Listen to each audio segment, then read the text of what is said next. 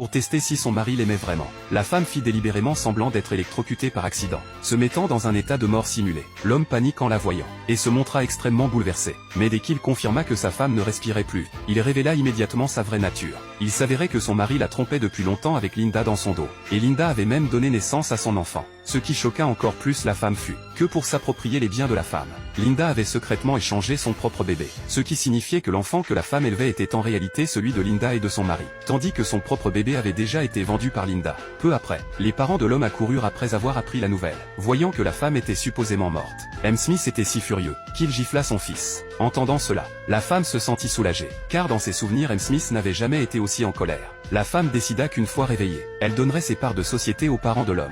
Mais la seconde d'après, elle entendit dans leur conversation que les Smiths étaient en colère, seulement parce qu'ils n'avaient pas encore obtenu ces biens, et qu'ils étaient parfaitement au courant du plan entre l'homme et Linda. Voyant cette famille hypocrite, la femme regretta profondément de ne pas avoir écouté les conseils de sa mère. Il s'avérait que la mère de la femme Marie était une puissante femme d'affaires locale, avec des années d'expérience. Marie pouvait voir immédiatement que l'homme n'était absolument pas quelqu'un à qui sa fille devrait confier sa vie. Elle avait prévenu sa fille de nombreuses fois, mais la femme ne l'avait pas cru. Pour prouver l'amour de son mari, elle avait intentionnellement mis en scène tout cet incident. Mais elle ne s'attendait jamais à ce que toute la famille de son mari soit si vicieuse. Peu après, la famille de son mari organisa des funérailles pour la femme. Aux funérailles, ils se montrèrent extrêmement affligés. Les invités voyant cela eurent tous pitié de la femme. Mais la femme avait déjà percé à jour l'hypocrisie de son mari et de Linda. Elle se sentait profondément dégoûtée. Elle ne s'attendait pas à ce que Linda, par des années de ressentiment, se penche à son oreille et murmure qu'elle prendrait bien soin de sa fille. Pensant à ce qui était arrivé à son vrai enfant, la femme fut submergée par l'émotion. Elle tendit soudainement la main et attrapa les cheveux de Linda. Tout le monde fut choqué. Après que Linda se fut libérée, l'homme examina à nouveau son corps,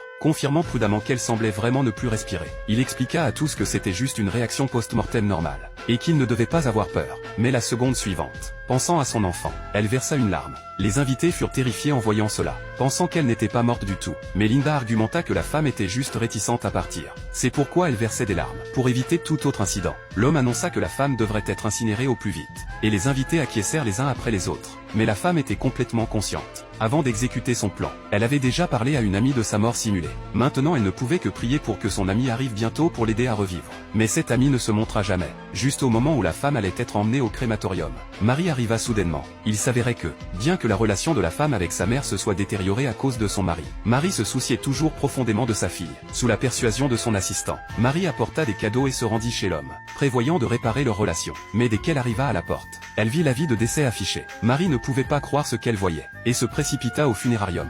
Voyant sa fille allongée dans le cercueil, Marie eut le cœur brisé. Elle soupçonna que quelqu'un avait dû faire du mal à sa fille. Mais la famille de l'homme insista que c'était juste un accident, et leur jeu d'acteur était très convaincant. Marie fut trompée aussi. L'homme s'agenouilla et s'excusa auprès d'elle, et expliqua ce qui s'était passé. La femme savait que son mari mentait, mais elle ne pouvait pas bouger du tout. Ce qui était inattendu fut que l'assistant trouva des failles dans son histoire. Puisque la femme était supposément morte d'électrocution, il n'avait jamais appelé de médecin. Marie insista immédiatement pour qu'un médecin l'examine. Peut-être que sa fille n'était pas vraiment morte. Linda n'eut d'autre choix que d'appeler le médecin. Peu après, le médecin arriva. Cependant, après l'avoir examiné, il affirma que la femme n'avait aucun signe vital. La femme réalisa alors que le médecin était secrètement de connivence avec Linda. Marie refusa d'accepter la mort de sa fille. Elle saisit l'homme avec émotion, l'accusant de ne pas avoir pris soin de sa fille correctement. La femme ne pouvait supporter de voir sa mère si bouleversée. Son doigt tressaillit soudainement. Marie devint excitée en voyant cela, pensant que sa fille pouvait encore être sauvée. Mais Linda insista que Marie avait du mal voir, puisque le médecin l'avait déjà examinée. Pour apaiser les soupçons de Marie, l'homme mentit délibérément,